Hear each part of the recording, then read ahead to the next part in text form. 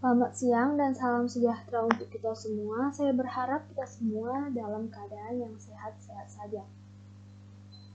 Video kali ini saya buat untuk pemenuhan ujian tengah semester Praktikum Sistem Informasi Akuntansi yang diampu oleh Bu Dosen Khairuni Saharaf, SEMSI. Sebelum itu saya akan memperkenalkan diri. Hai, saya mahasiswi Unimed. Perkenalkan, nama saya Yeni Pratiwi dengan NIM 72032200030, kelas akuntansi A. Tanpa berlama-lama, mari langsung ke pembahasan, yaitu sistem akuntansi pembelian. Untuk melaksanakan transaksi pembelian dalam perusahaan, misalnya, fungsi-fungsi yang dibentuk adalah fungsi gudang, fungsi pembelian, fungsi penerimaan, dan fungsi akuntansi dengan fungsinya masing-masing sebagai berikut. Yang pertama, fungsi gudang atau merupakan fungsi penyimpanan di mana bertugas mengajukan permintaan pembelian dan penyimpanan barang yang telah diterima oleh fungsi penerimaan.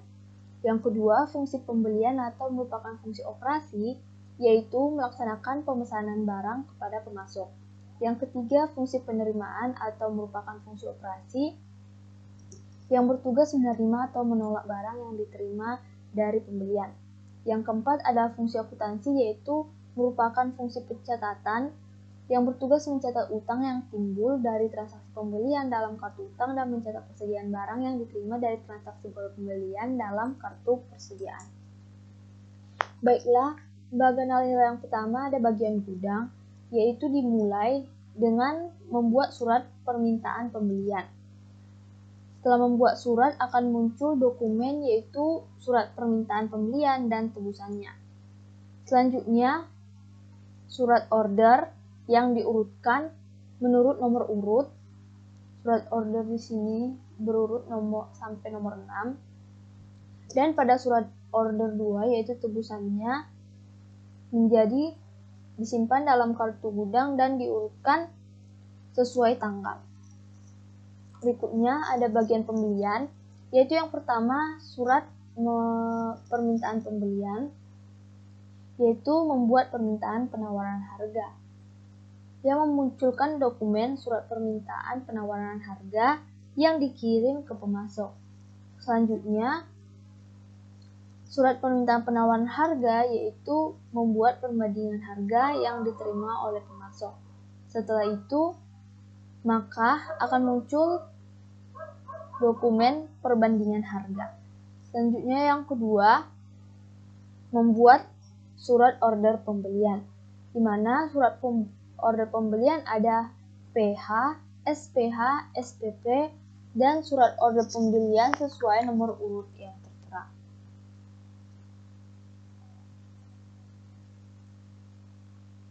Yaitu dengan catatan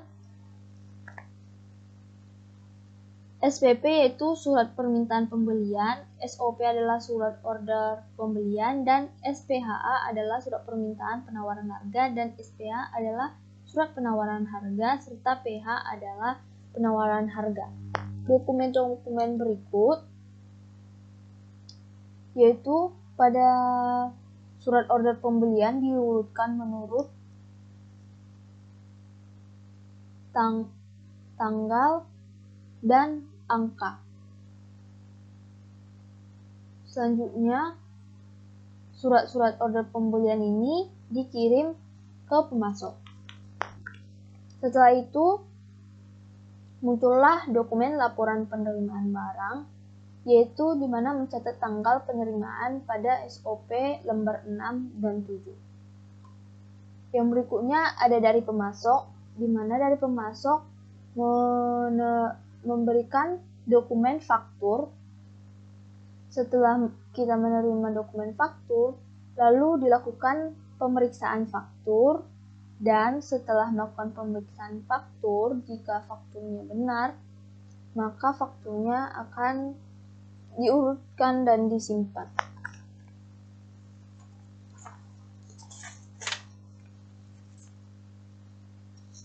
Selanjutnya,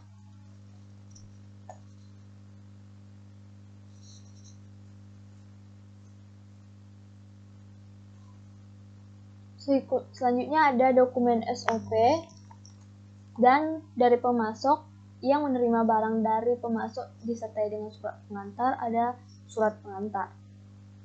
Kedua dokumen ini akan diperiksa dan disesuaikan dengan barang yang dikirim apakah sesuai atau tidak. Lalu setelah diperiksa apakah dokumen tersebut telah sesuai dengan barang yang dikirim, maka kita akan membuat laporan penerimaan barang, yaitu yang terdiri dari SOP, surat order pembelian, dan laporan penerimaan barang. Tebusan dari laporan penerimaan barang dan surat order pembelian akan disimpan secara permanen dengan pengurutan sesuai dengan nomor urut. Selanjutnya, tebusan ini juga dikirim ke bagian gudang bersamaan dengan barang. Selanjutnya pada bagian utang. Pada bagian utang ada SOP, LBP, dan faktur.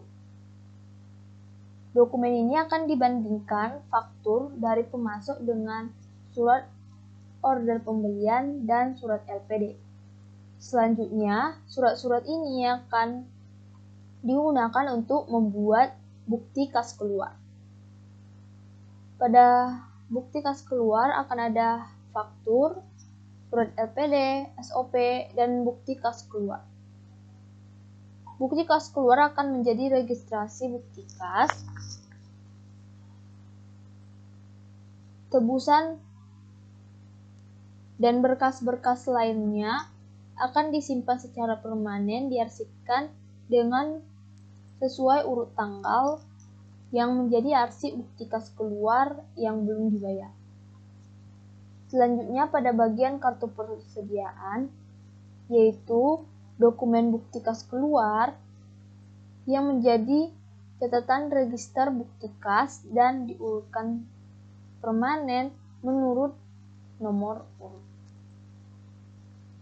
Nah, pemisahan tanggung jawab fungsional dalam pelaksanaan transaksi pembelian tersebut dilakukan untuk membagi berbagai tahap transaksi ke tangan manajer berbagai unit organisasi yang dibentuk, sehingga semua tahap transaksi pembelian tersebut tidak diselesaikan oleh satu unit organisasi saja.